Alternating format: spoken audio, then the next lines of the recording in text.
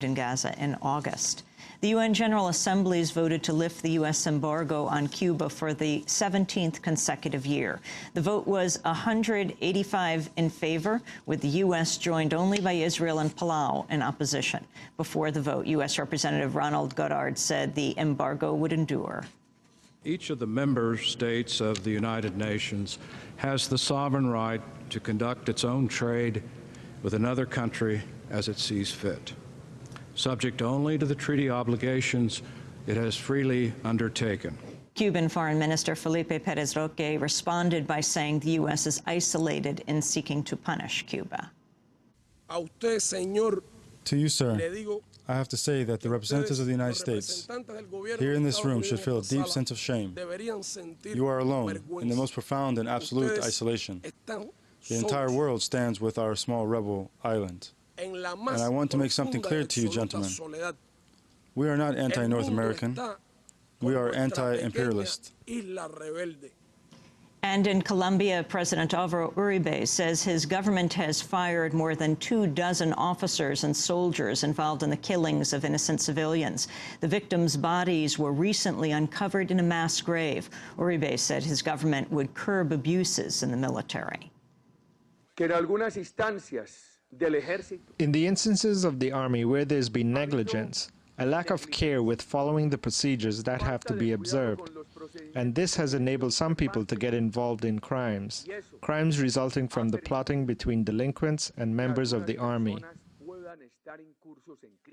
Human Rights Watch recently accused Uribe of trying to block several probes of his allies' ties to right-wing death squads. Uribe has proposed to strip the investigating court of most of its authority. And those are some of the headlines. This is Democracy Now!, democracynow.org, The War and Peace Report. I'm Amy Goodman with Juan Gonzalez. And welcome to all of our listeners and viewers around the country and around the world.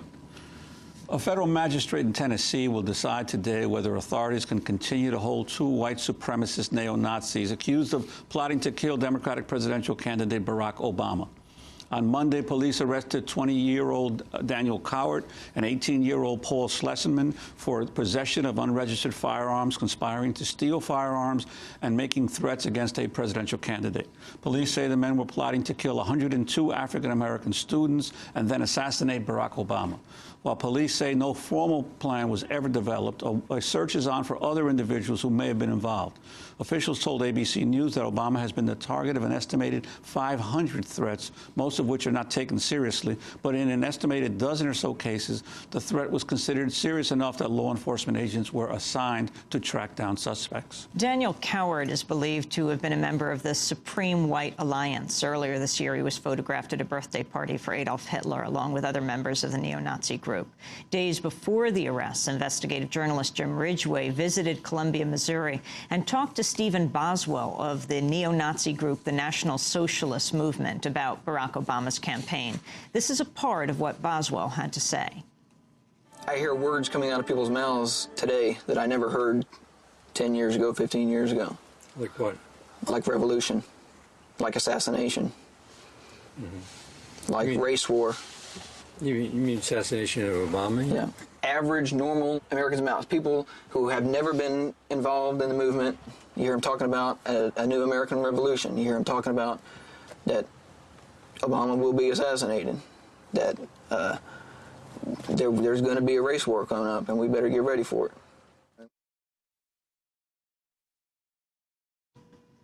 James Ridgeway joins us now from Cleveland, Ohio, where he's been covering the presidential race for the Guardian newspaper as part of the paper's On the Road to the White House feature. James Ridgeway has followed radical right movements in the United States for decades. He's the author of the book Blood on the Face, the Ku Klux Klan, Aryan Nations, Nazi Skinheads, and the Rise of a New White Culture. Also senior Washington correspondent for Mother Jones magazine. Jim, welcome to Democracy Now! Talk about, first, the assassination attempt, how seriously it should be taken, and this man that you interviewed named Boswell.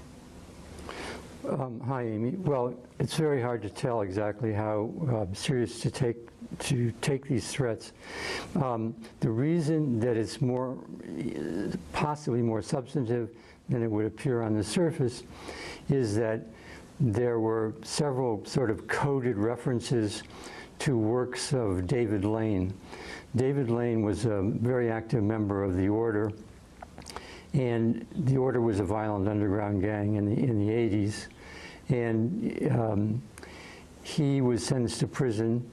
He was involved in the murder of Alan Berg, a radio talk show host, sentenced to prison for 190 years, and he died a couple of years ago.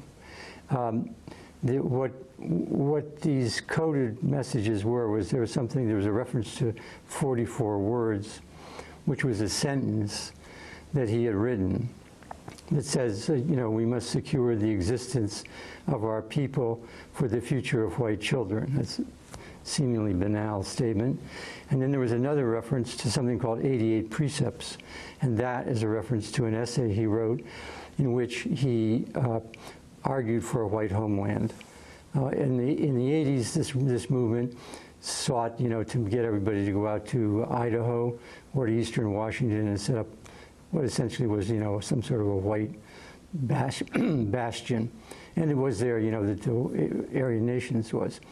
Okay, so then we come to the present situation. Now, most people think that this movement is kind of like splintered or died out. But, you know, people have said that all along, and the results of when they were saying that, somebody blew up Oklahoma City. So you got to take this seriously. So Boswell is aligned with, you know, the sort of residue of George Lincoln Rockwell's neo-Nazi organization, which never really amounted to that much of anything in the movement, in the far-right movement. The far-right movement was more, you know, driven by various offshoots of the Ku Klux Klans and the Posse Comitatus, which was somewhat active in the Middle West. So, but they always hung around the edges, the Nazis did. On the other hand, Boswell, you know, when he talked to us, he talked about, you know, meeting with various people like the members of the Klan, and the Klans have been active in Missouri and for a long time, and, you know, they may still be active. So it's unclear how serious to take all this, but the fact that these guys were into David Lane suggests to me that there might be more to this than meets the eye. But and Jim Ridgeway, what happened to David Lane and also to Robert J. Matthews, who was another key leader of these right-wing groups back in the 80s? Well, Lane was arrested in the 80s and sentenced to jail for 190 years. He was involved in the murder of Alan Berg, the Denver talk show host. Bob Matthews, who was the leader of the order, was hunted down by the FBI and shot and killed, or bombed out actually, on Whidbey Island off the coast of Washington State.